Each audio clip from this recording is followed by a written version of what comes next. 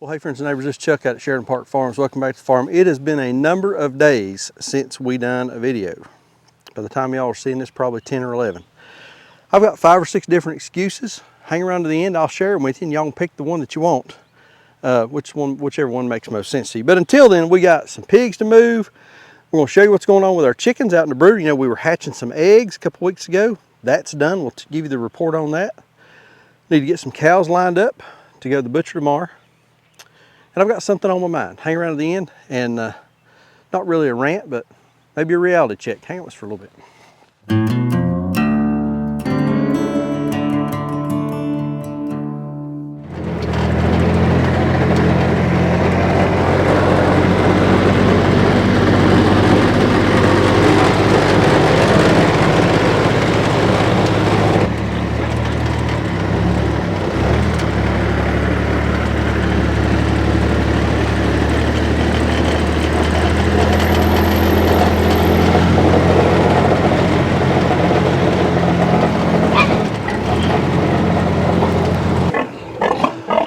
All right, y'all remember our piglets that we had back earlier in the year. We sold off a bunch of those, but we decided to keep 3. So we're keeping this big spotted female, the big red female, and our little buddy Patch. 2 females, and then he is a barrel. The reason we're doing that is some of these girls are going to be going away. The big black girl is going to go away, and the big red girl is going to go away. So that's going to leave us 4. That will leave us 4 females for breeding purposes. And then Patch, he's kind of the farm mascot. So what we're doing now is we're reintroducing these to the mamas. They've been off of them for a couple weeks. Everybody's dried up, so we don't have any nursing issues or any problems like that. So we're going to see how this goes. He knows that's his mama because he tried to latch on. Oh, did he? Or she did. Well, they ain't nothing to latch to. Come on, Patch. Let's go. So one thing we've not done is we've not trained on the wire. And we're hoping, hope's not a plan. Why are we doing this? Because they will get it. Y'all heard it, y'all hear where it's coming from. This ain't Chuck, this is Sandra, and everybody loves Sandra. So she thinks that they will get it. So we shall see. Wire is still up, wire is hot. We're gonna keep it kind of low. And we'll see, you know. We'll come up here in the morning and either the pigs will be in the paddock here where they're supposed to be, or they'll be down there in her garden digging up her peas. Hello, mamas. So we'll see. But anyway, so we got to get that trailer out of here. Let's get the trailer out. I think where we're going to run into problems is going to be feeding space. Well, these big ones ain't going to let these little ones eat. We'll bring another bowl out here.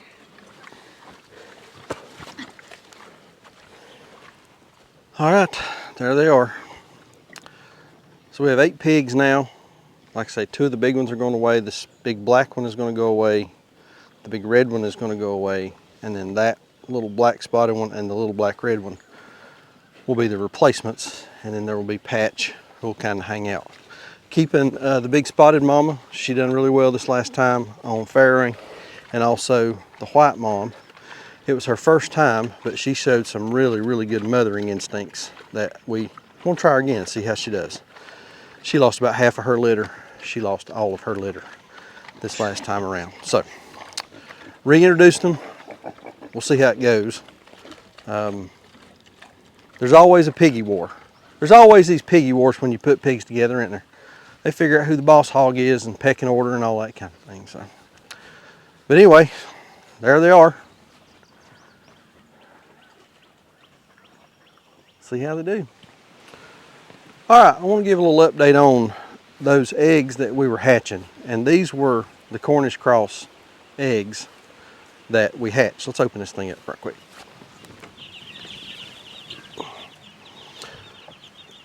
So I started filming last Friday, a little over a week ago. And we got them out of the, and I'll put a little bit of the footage.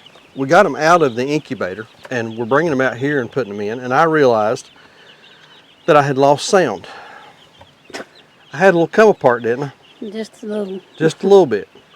because I was hustling around trying to get some stuff filmed to put a video together because I had to leave on Saturday to be gone for a conference for my job. Well, then I got back. We'll talk about all that later. But anyway, so these are the Cornish that we hatched. Bought 15 dozen eggs. Had about a 60% hatch rate. Is that right? So I don't remember the numbers. And then we've got, how many left in here now? Somewhere between 90 and 95. Excuse me. So that's sort of where we're at on these Cornish. Now, I've had a number of people ask, because we'd posted some pictures and other things earlier on about getting Cornish cross eggs and hatching them. And this was kind of a special deal. You want to tell them about how that sort of came to be and what happened? Well, we've got a buddy down in Rhonda who has a connection. And he called me one day and asked me if I'd be interested in some hatching eggs. And this is like a one-off thing. It's not something that he can do all the time. And he wanted to know if we wanted to try them. And I told him yeah. So here they are. So we tried them. And what did you figure? Did you figure up how much we have in each chick based on eggs that hatched and that sort of thing? It was $1.32, I believe it was. So a little bit cheaper than what we can normally buy chicks from the hatchery at. But they're actually doing pretty good. We've lost a few in the brooder.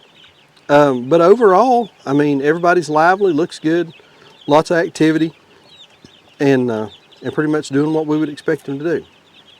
They are a week and 2 days old now, is that right? Yeah. So we're about 9 days old. Growing good, looking good. They look good. All right, let's go show them the brooders inside the barn. We got some more tasty treats in there. We're chicken poor around here, ain't we? Now you ordered these while I was gone to my conference. I did. Good Lord. Ordered them and got them in before you ever got home. Before I knew what happened. So what are these guys? So these are Jackies. Jackies. What's a Jackie? So these come from the Freedom Ranger hatchery, and they are a red chicken, and I ordered all roosters, and we hope to sell these as live birds. Live meat birds. Yes, we have folks that want to purchase live meat birds that look more like a farm chicken. More of a conventional chicken and not a conventional chicken, not a meat bird looking. And these birds grow up to be exactly what they want.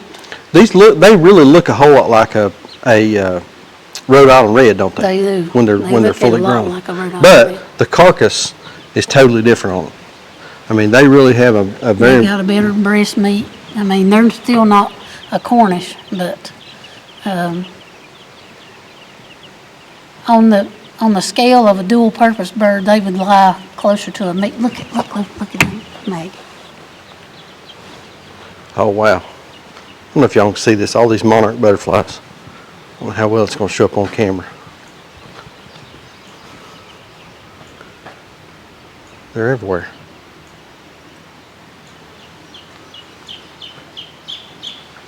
Maggie likes to jump and chase them, don't she? Yeah, they're everywhere out here too.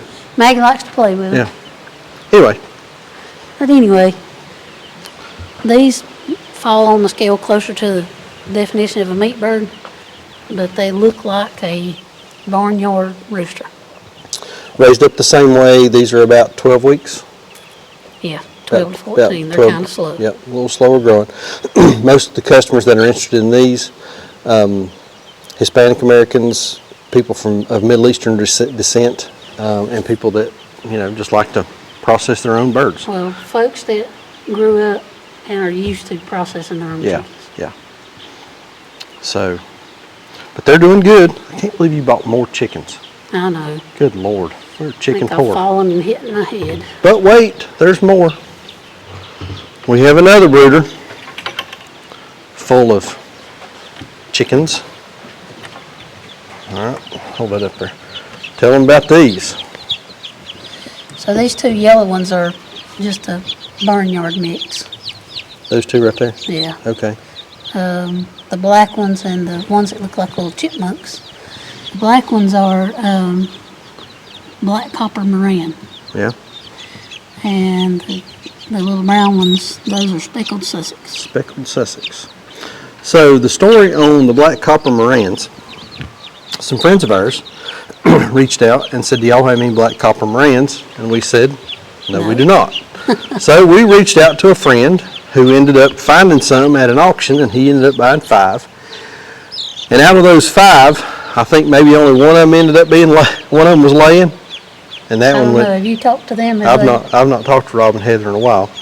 But I told him, and he texted me back, he said, man, only one of these is laying. I said, well, we'll fix that. So Sandra ended up buying some black copper Moran hatching eggs, and we hatched these guys out in our incubator up in the house. So hopefully we have some fresh black copper Moran stock. For those of you that don't know, these guys lay these really deep, dark, kind of chocolate colored eggs, aren't they? I mean, they're a real and they deep. They can be speckled. Yeah. They're really pretty. Yeah, they're real, well, I guess copper color, kind of a deep copper color. But these were in our incubator. We incubated these right there in the living room like true rednecks. And everybody's doing good. A lot of these hatched yesterday, didn't they? Mm-hmm. Was it yesterday? So they just have come out.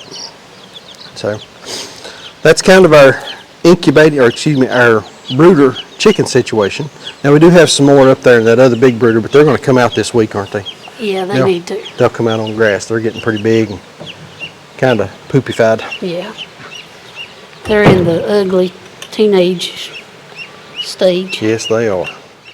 All right, we've got appointment for 2 cows at the butcher tomorrow morning. So what I need to do is get most everybody, don't have to be everybody, as long as I get the 2 that I want to come up. We're going to get them in the corral here. We'll cut them out and keep those 2 out separate, so that in the morning, early, we'll have the trailer at the chute, and early in the morning I'll come out. We'll load them on the trailer, and then off we'll go to the butcher with the cut sheets. So let's walk down here and pick out the 2 that are going to be going to the butcher early in the morning. All right, we're looking for 2 that are finished and look good, filled out, all that kind of thing. Who are you with no tag in your ear? Not sure who you are. I know you're mine, but you ain't got no tag. So actually this one with no tag looks pretty good. Number 2A right here looks really good. Nice and round across the back. Big belly. Getting some fat in those dew claws. So that's a possibility. 271's not out of the question. Penelope's going to stay. 680's going to stay. Not quite ready yet. That boy absolutely is not ready. The little guy's not ready. 82 is not ready. 67 right here. 67 looks good. Looks real good. Looking at the brisket. Brisket's good and full down there. See what she looks like back here on the back side. A little thin in the back, but she would work. No reason why she wouldn't. Who are you? What's your story? Number 43. Let's jump up. 43 could go. I'm liking 67 right there for sure.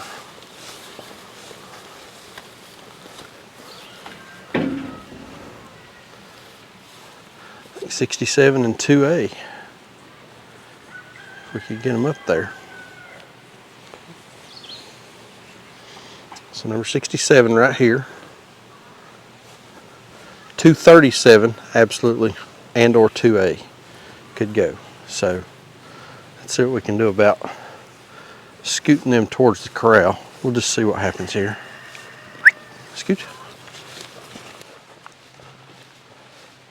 Come on.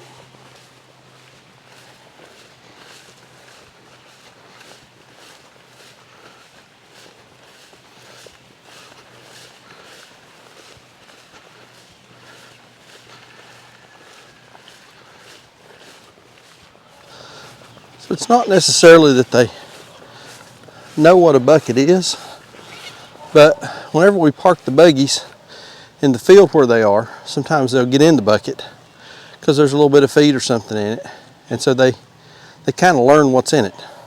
It's not that they're bucket trained or we intentionally try to get them on a bucket. It's just they've kind of figured it out what it is.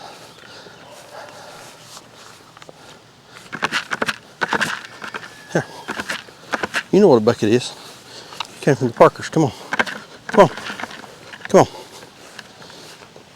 come on.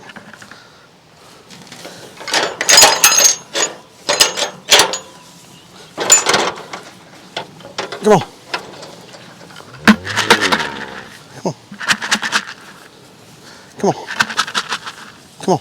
Either one of you. Scoot back. Scoot back. Scoot back. Here. Come on.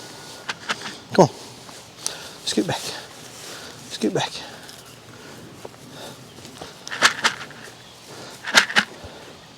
Come on. Come on. Here, 67. Come on. Come on.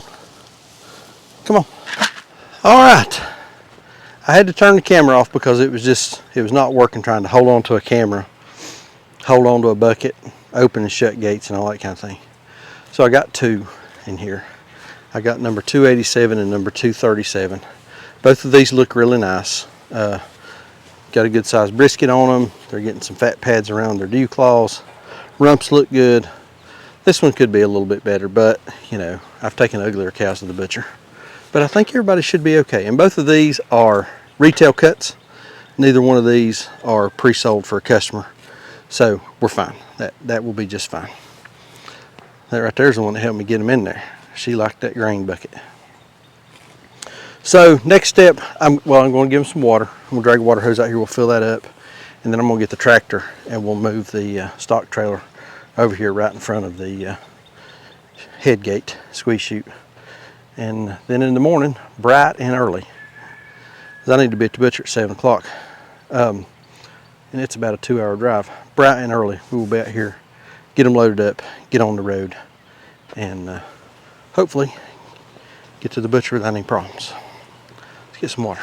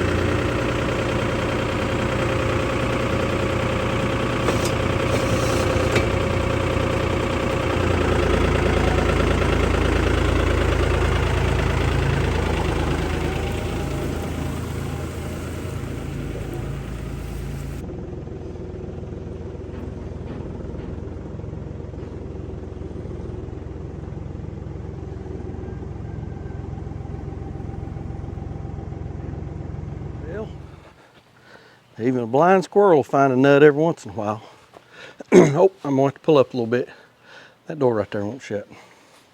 But anyway, got the trailer here. Trailer's hooked up to the tractor. We're at the loading, we're at the head gate.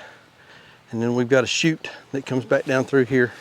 So in the morning, we'll just put them over in this area, right back here, work them up the chute into the trailer, and off we'll go. But for tonight, we have plenty of grass. We've got water, so we should be in pretty good shape. And so both of these cows that are going are some that we bought from our friends at Parker Farms. We buy quite a few cows from them. They do a real nice job, about a 300 head operation. We buy 7, 8 weights off of them a couple times a year, bring them out here, finish them on grass. These turn out to be pretty nice animals. So excited to see how these do. All right, y'all. This is a treat right here. We'll clip your microphone on right there. We don't show very much of this because we don't do very much of this. What you got here? See that? That On looks the bottom like rail? on the bottom rail. Right there? No. Right there. Right there. Queen cell. How about that? So what you got here? Honey bees. Tell the folks about your bees. What's happened the past couple of days? We've had 2 swarms to move in. And one of them moved into a nuke box that was way, way too little for it. Mm-hmm. So I took it out of a nuke and put it in a regular 10 frame Yeah, that's that one there on the very end. on the very end. Yeah. And then this other one on the very end, the big one, The one you got the lid off of? yeah, the one in the middle there. Yep. That's the one that overwintered. Mm-hmm. And she's been our best queen for a couple of years now. Right. And so I opened her up, and she has at least 5 frames with queen cells on them. Oh, wow. So I've made one split into that nuke, Yeah. and now I'm making another one into this other 10 frame box. Okay. So we don't talk about the bees very much at all because we frankly don't do very much with the bees, do we? No, but I'm going to try to do a little more. But actually, bees were really our first. They were our first. I got one flying around my head. Bees were our first exploration into agriculture, weren't they? And at one time we had, 20 or 30. oh man, I got one trying to get me. Oh, Did it get you? no, boy, she Why don't wants you to. Go on then. Let me back up. All right, I'm gonna back up. I'll try to zoom in on editing. So what a lot of folks don't know is bees were really our first exploration into agriculture. We've been keeping bees how long now? About 12 years. 12, 13 years or something. And at one time we had what, 28 stands? Yeah. I mean, we had a bunch of bees at one time, and since then we've really trimmed way back. Bees are a lot of time.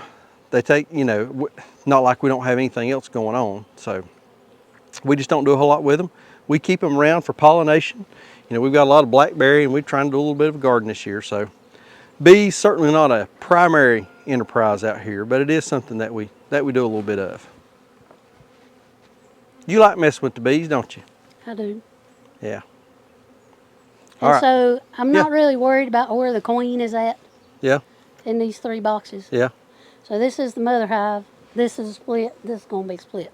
I don't really care where the queen is. As long as you got a queen cell in each As one long of as them. I got a queen cell and everything, and brood, and some pollen and some honey in every box, I'm not worried about it. We'll be good to go. Yeah. So how many splits you gonna end up making? 2. Just 2? So that'll get us. These other 2 are swarms that just moved in. Okay. So So that'll they get don't us. have laying queens yet. Okay.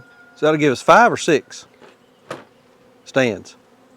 5. That'll get you 5. All right. Good deal. The abominable bee lady. All right. There it is. Got those 2 cows caught. Piglets up there with those mamas back where they were. New chicks. Man, a lot going on. So, where have I been? It's been about 10 days, 10 or 11 days, maybe even 12 by the time y'all see this, since we put out a video, and I apologize. About a week and a half ago, I started filming a video.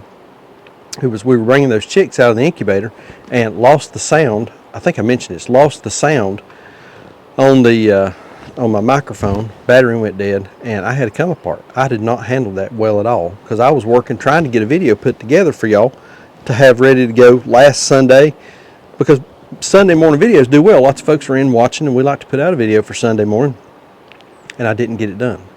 Then I had to leave last Sunday, a week ago today, and I was gone for work to a work conference. I left out on Sunday and got home on Wednesday evening. Well, when I got home Wednesday evening, I'm going through the excuses, so y'all pick the one you like. So when I got home Wednesday evening, Thursday and Friday, we just had a whole lot going on. We opened the on-farm store. We need to do a video talking about that. But I just had so much going on, and when I would get the camera out and start to film, I would just lose focus and could not put something together. And it's tough. It's just sometimes it's tough to get something going on a video, to have something to put out for y'all. And I had a mental block. That's another excuse. Real quick, wanted to do a shout out this morning. And then this morning we had some folks come by from Amanda's Farms. They have a YouTube channel. I think they're up in West Virginia. I will post a link in the description down below for their YouTube channel. Go over and check those folks out. They're up there in West Virginia trying to do things the right way. Came down, bought some piglets, spent some time here. We looked around and visited for a while, and super nice people. But something been on my mind, and while I was gone to my conference for work, I was around folks that I'm in the industry with, the EMS industry, for a little over 30 years now, and everybody knows Sandra.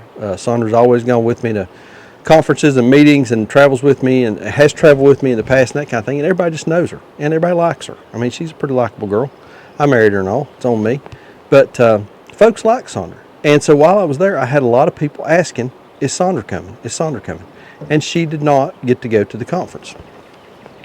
And that got me to thinking, a lot of these folks know what we do. We farm, it's all over Facebook, and we put out these YouTube videos, and folks watch, they know what we're doing. And it got me to thinking about YouTubers and people that are in social media that are doing farming and homestead, particularly farming content. Homesteading, it kind of depends how you define it. But are we doing a disservice to the viewers? And are we being honest? Are we lying to people? And I got to thinking, maybe in a way we are. Because what y'all see on a 15, 22, 28, however long the video is, that's a small snippet of what's going on around here. It is not the entire deal at all.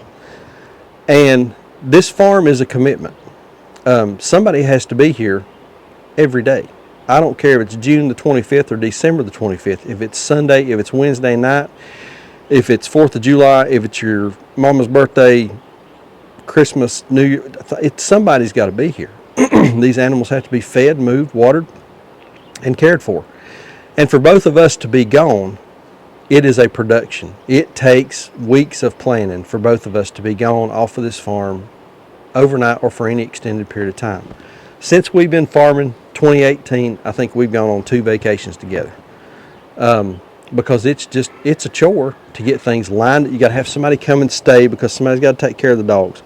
Yeah, I get that maybe a little different, but somebody's got to be here in case animals get out, if something gets sick, if something gets hurt, if we have some kind of catastrophe. Because it can happen. I woke up this morning, cows were in the front yard. And if Sandra and I had been gone overnight, 2 or 3 days, nobody here, Lord only knows where them cows would have ended up. So somebody has to be here. So it is impossible for both of us to be gone, dang near impossible for both of us to be gone for an extended period of time. And sometimes I think folks that are getting into this lifestyle, getting into this kind of work, think that they can hang on to more of the urban, suburban lifestyle that they might have been used to. For us, we don't have kids that are that age, but for us, if we had children that were of the age, we couldn't do travel ball. We couldn't do travel soccer, baseball, cheerleading, whatever it is. Scouts, meet once or twice a week, or however often they meet. I mean, that would be tough. Not impossible, but that would be tough. We get invitations to go places, to come and do things with folks, and sometimes we just have to turn it down because, time of year, time of day, we've got a market going on, and it's just tough to get away and be gone. And we're really blessed in that I was able to go to the conference. Sandra stayed here. She took care of everything. She had delivery that she went and done, but she was here. Sandra will go with her mom, and I can stay here and take care of things, so we both can go. But it's tough. It's tough for us to go together. And again, I think for folks that are getting into this kind of work, into this kind of lifestyle, sometimes they may see it on YouTube or see it on social media and think that it's a